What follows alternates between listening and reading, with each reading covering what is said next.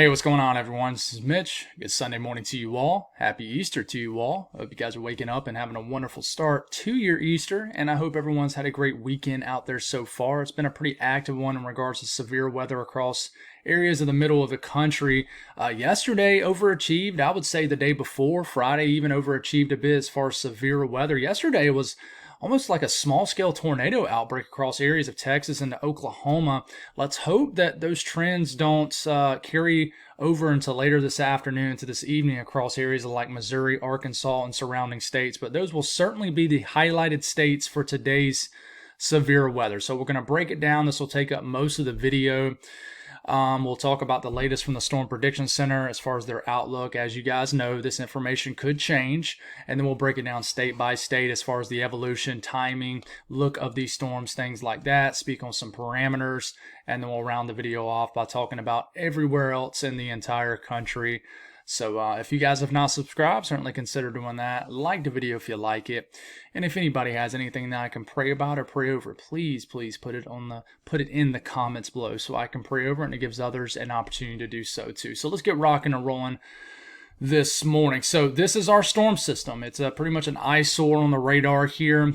We have flash flood warnings ongoing in areas of Missouri, areas along the Red River, kind of in southern Oklahoma, northern areas of Texas, and just a lot of rain is falling out there. We have embedded thunderstorms, even some rain trying to switch to some snow in certain areas of the panhandle of Texas. But this system is finally ejecting after we just kind of had like a flow that was going over the same areas, but now the actual lower pressure, what we call a short wave, is fully ejecting across the plains, and this is what's going to really bring in an increased tornado risk for later on in the day, as all the ingredients is going to kind of build pretty rapidly north all the way up into areas of the Midwest. So no severe or tornado warned storms as of right now, but that's going to change really anytime between now and the next 24 hours, really. So this is our system. Just kind of wanted to show you what's going on currently. A lot of heavy rainstorm activity to greet you guys out west for our Sunday and Easter morning. But just taking a broad look at the outlook for today, and then I want to zoom into Missouri and Arkansas. So the orange area is a level 3 out of 5 risk of severe weather, and enhanced risk includes areas of central Missouri all the way down to just about Little Rock pretty much. Slight risk in the yellow, level 2 out of 5. This includes all the way up to Burlington, Iowa, all the way down to Shreveport, Louisiana, all the way back to Tulsa, all the way east back to portions of the Butte of Missouri. It does include St. Louis and a lot of, and pretty much all of western Illinois except the northern portion of the state. Then we have the marginal risk that surrounds it, level 1 out of 5 risk of severe weather. So the tornado threat is going to be centered into here, and I'm gonna speak specifically on these areas here in a second. So just hang with me, hang tight for a second. That is where we have a 10% risk of a strong tornado. Brown area, which does get all the way into St. Louis, portions of western Illinois. 5% risk of a tornado. This goes all the way down to the Arklatex, all the way back over to Tulsa. And then we have a risk of damaging winds. They're pretty high. In that red area, that is a 30% risk of winds exceeding 55 to 60 miles per hour within 25 miles in any given location today.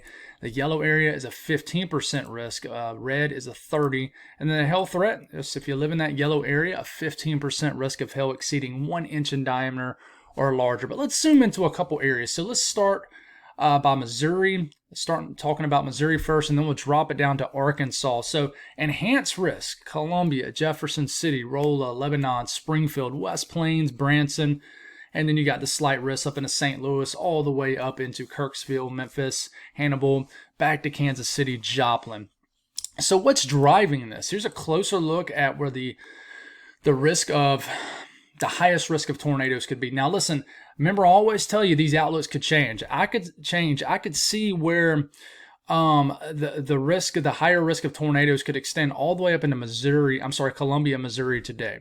But right now, as of what time is it? As of around 7 a.m., we have a 10% risk of not only a tornado, but a 10% risk of a strong tornado in the yellow area with the black dashes going in between it. Lebanon, Rolla, Springfield, Branson, West Plains. You have the highest risk of tornadoes for today. 5% risk in the brown extends all the way up in the northern portions of the state, all the way over to St. Louis, St. Louis, all the way up to Kansas City, getting my two cities mixed up here as far as directional wise. But over to Poplar Bluff, you do have that 5% risk of a tornado too, but just this information could change a little bit. And I do just want to kind of show you a closer look at the wind outlook. Here it is. If you live in that red area, 30% risk of winds exceeding 55 to 60 miles per hour. We could get a hatched risk of winds. That means if we get a black outline area kind of inside of this red area, or including the entire red area and portions of the yellow area, that means we have a 10% risk of winds exceeding like 75, 80 miles per hour. As of now, we don't have that. Now, speak on Arkansas. Here it is. The northern portion of the state has that enhanced risk, like the Ozarks, Fayetteville, Harrison, Mountain Home, Batesville, Conway, Russellville, stops just shy of Little Rock. Little Rock, technically, you're in that slight risk, which includes pretty much all the way down to the southwestern portion of the state, El Dorado, Texarkana, Pine Bluff, Fort Smith, all the way up to Jonesboro in the northeastern portion of the state. Level 2 out of 5, a slight risk. Now here's a zoomed in look at the tornado outlook. Once again, if you live in that yellow black dashed area, 10% risk of a strong tornado. Strong tornado means an EF2 or higher tornado within 25 miles in any given location. And then here is the wind outlook. Remember that red area, 30% risk of winds exceeding 55 to 60 miles per hour. So unfortunately, we have a pretty higher end risk of severe weather. And if you go back to when we've been breaking down these days, like you go all the way back to the early to middle portion of last week, we mentioned a lot, and a lot of other people did too, that Sunday was always the bigger day to watch. So hopefully we can get through today, and it does not materialize. I really do. Of all the days, Easter, it really, any day is bad for it to happen, but it always stinks when it happens closer to the holidays. Kind of like, a period I always remember is, late December 21st, 2021. Of course, we know about the tornado outbreak through western Kentucky, areas of Arkansas, etc.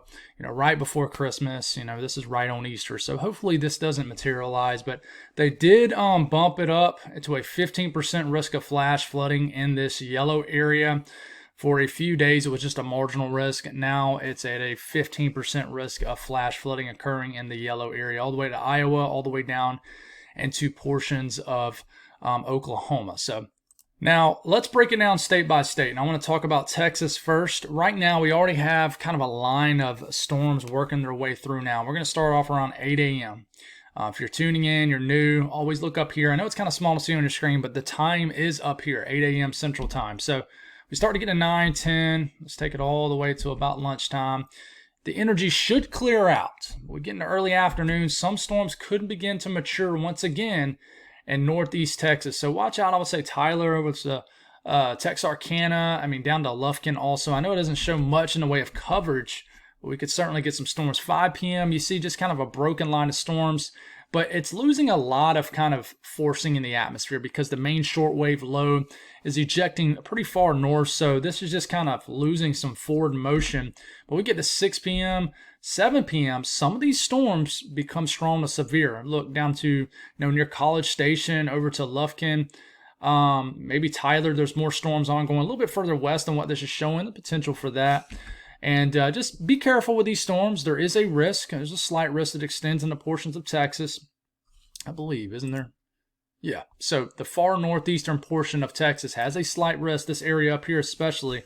So, a lot of these storms kind of just have a hard time moving west to east because of the lack of forcing kind of oomph in the atmosphere to get these storms pushing east, because all that energy ejects, and that energy is what helps push these storms kind of west to east. And it's ejecting too far north now. But we'll have some storms hanging out down here. They'll try to drift all the way down here into southeastern portions of the state after midnight tonight. But the storms, as you can tell, this is 1, 2, 3, 4, 5, 6, 7, 8, 9, 10. You can see how they kind of just dance and kind of slowly make their way southeast across eastern areas of Texas. That they are very slow, like a snail pace here, it looks like. But just be aware of these storms in the eastern, northeastern portion of the state. Now, Louisiana, we'll get some pop-up downpours. It's getting to about 1 p.m., 2 p.m., 3 p.m. get to about 5 p.m., about 7 p.m. Look at those storms up near Shreveport. You do have a risk of strong to severe storms, especially the further northwest you get into the state. But Shreveport shows some stormy conditions later on this evening around 6 to 9 p.m. And, these storms, just like they do in eastern Texas, they crawl their way across northern sections of Louisiana. They'll kind of weaken eventually, and then by the time you get in after midnight, it looks like most of the action kind of weakens just to some scattered downpours, maybe still some rumbles of thunder. But I would say the time frame to watch is mid to late afternoon through the evening across the northwestern parishes of Louisiana. This is where the worst the weather could be. Could even get a brief spin up of a tornado, but just watch out up in Shreveport and surrounding towns and communities. We bump it up to Oklahoma. There's two things going on right now. One is sort of the upper level low that is actually dropping some wet snow in portions of the panhandle of Texas, I believe, right now. And then the main energy is shooting through eastern Oklahoma right now. But this is around 9 a.m., 10 a.m. These storms could begin to mature in eastern areas of Oklahoma. So McAllister up to Tulsa, points east. Storms could intensify late morning. Then we just got this area of heavy rain kind of making its way through Woodard, getting up into the northern, northwestern areas of Oklahoma. I think the atmosphere will be mostly stable up in here. So maybe some small hail with maybe some of these storms north of Oklahoma City and Stillwater, but I don't think we're going to have much of a risk of severe weather with this. But I would watch for these storms right here. We already have had some bad weather in this area over the last 12 to 24 hours, but this is around lunchtime. Storms are beginning to rapidly mature, and this is the same energy that's going to make its way into Arkansas, Missouri to produce the risk of strong tornadoes later on this afternoon. And this is that line. So we get to 1 p.m. The far eastern counties, the further east you get in Oklahoma, the worse the weather could get this afternoon. This is 1 p.m. This is 2 p.m. And it looks like the main kind of swing through of storms begins to make its way into Missouri and Arkansas by the time we get into mid-afternoon. So really it's a late morning to early to maybe mid-afternoon kind of deal for eastern Oklahoma. But you got to watch for these storms. They can produce tornadoes, hail, and definitely some strong gusty winds as the low-level jet is going to be intensifying ahead of this line of storms. Now, kind of jumping back up to Kansas really fast. Most of the state of Kansas will be stable. We're going to have some heavy rain, maybe some storms south of Wichita to produce some hail, but I would say mainly watch out for the far southeastern portion of the state near Pittsburgh and just any communities in southeastern Kansas. This is where the storms could get to severe limits, as you can tell. This is 1 p.m., 2 p.m., 3 p.m. See how the storms get really intense down here? So if you live in, like I said, the southeastern portion of Kansas, this is where you could get your worst weather by far. And you could even get eventually some strong storms all the way up to near Topeka, maybe over to Kansas City also. But I did want to just show a little bit of love to Kansas. Now, we'll show a lot of love to Arkansas, Missouri, obviously, because this is where the worst weather is going to be this morning. We're going to continue just to deal with some pesky thunderstorms up near Fayetteville, Rogers, the northwestern half of the state. Later on, we get to lunchtime. Most of the state looks fine. Time frame up here, 12 p.m.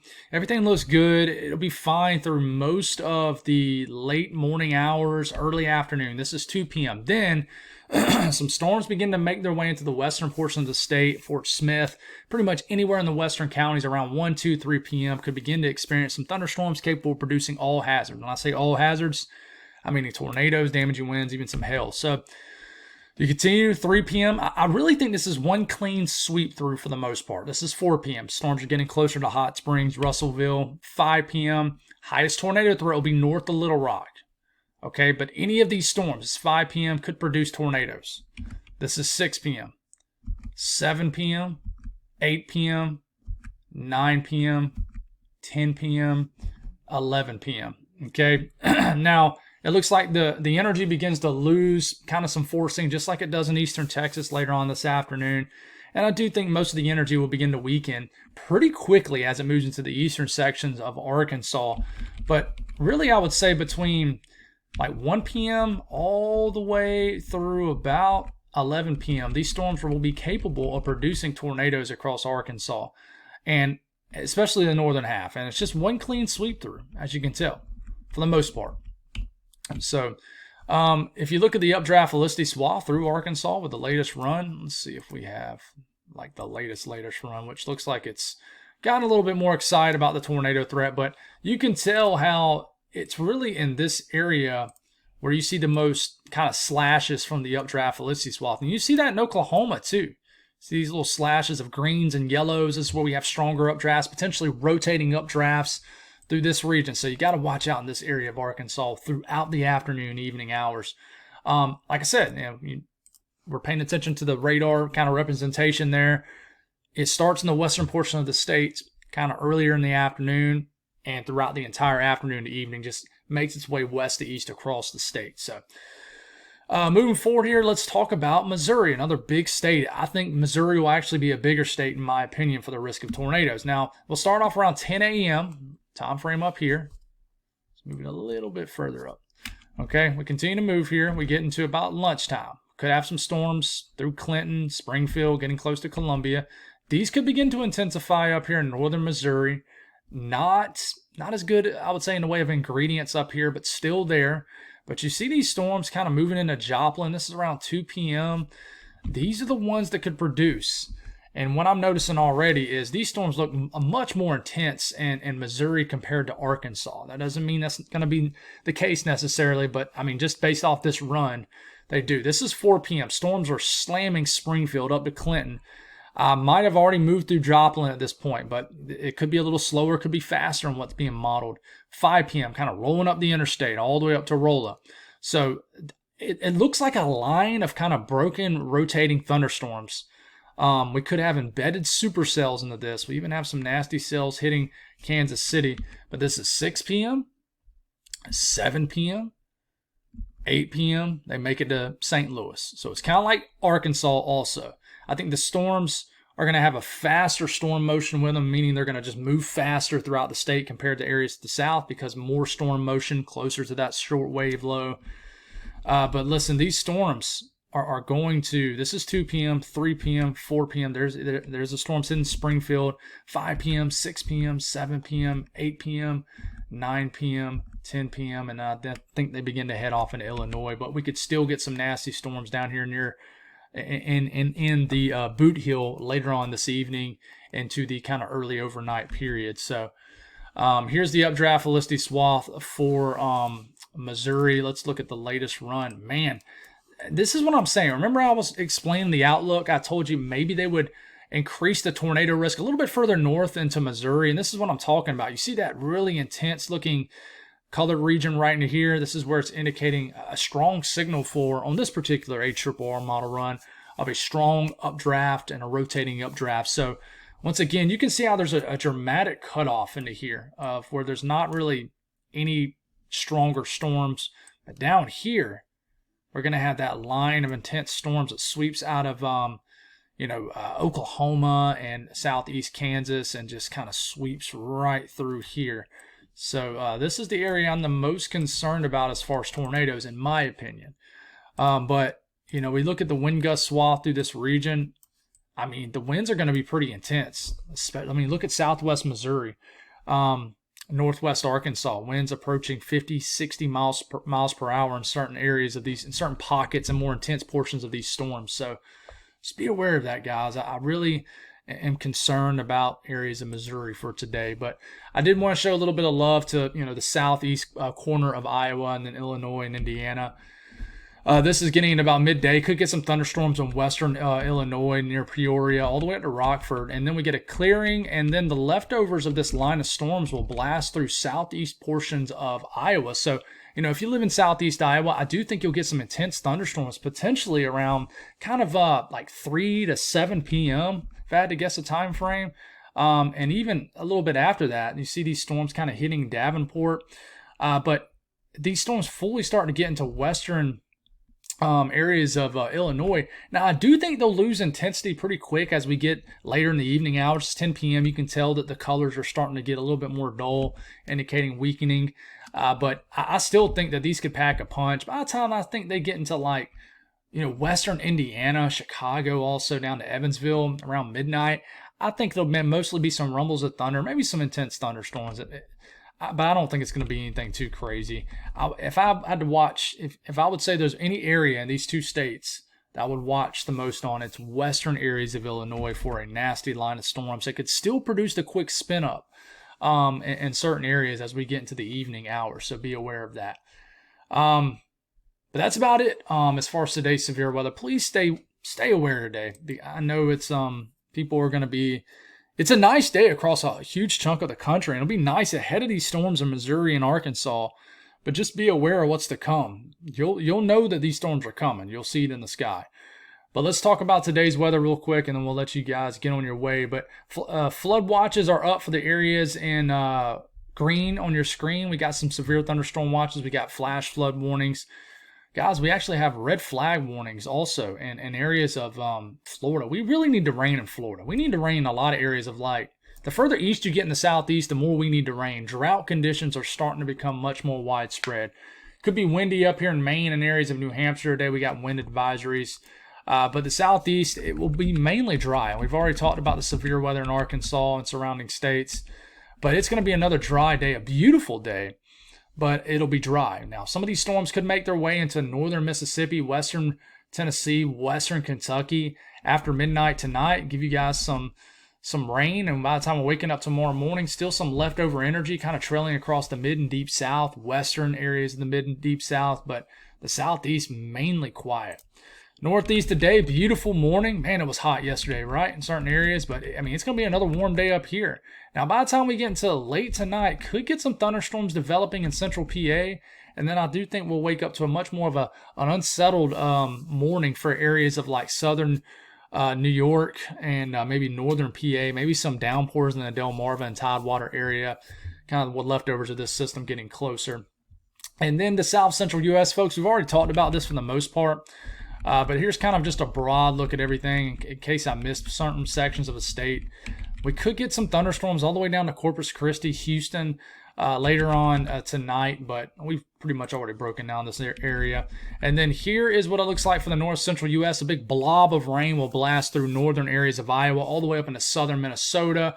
Southern half of Wisconsin by this afternoon, and then this rain will make it all the way up into northern areas of Wisconsin. The UP of Michigan could mix it with some wet snow.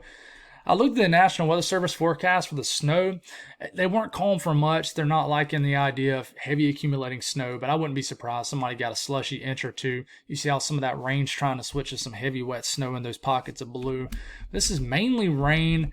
But, as we're starting to get into tomorrow morning, could get some rumbles of thunder in the eastern UP of Michigan as a low pressure is starting to really get going. But I do think it'll switch to some snow, especially in the western UP of Michigan by tomorrow morning. So pretty strong little low pressure that really gets going here. And the western U.S., it's a nice day. Nothing really to speak on. A little bit of energy kind of making its way through the northern Rockies in the form of some rain showers and snow showers, just depending on elevation. But outside of that, there's not a whole lot going on. Temperatures, you can tell where the ridge is set up. It'll be much cooler today across the Northeast compared to yesterday, unfortunately. Much, much cooler. In some areas, 20, 25 degrees colder. But still a nice day once you get into the Mid-Atlantic. Very warm across the Southeast, and it's wild. You can really see where that high pressure is setting up. But temperatures out west, this is what it's looking like here. So that's all I got, guys. Thank y'all for tuning in. Appreciate y'all. Have a wonderful Easter. And just remember, he is risen. And really just appreciate all the support on the channel. I do. And I hope you guys have a wonderful and blessed Easter out there. God bless.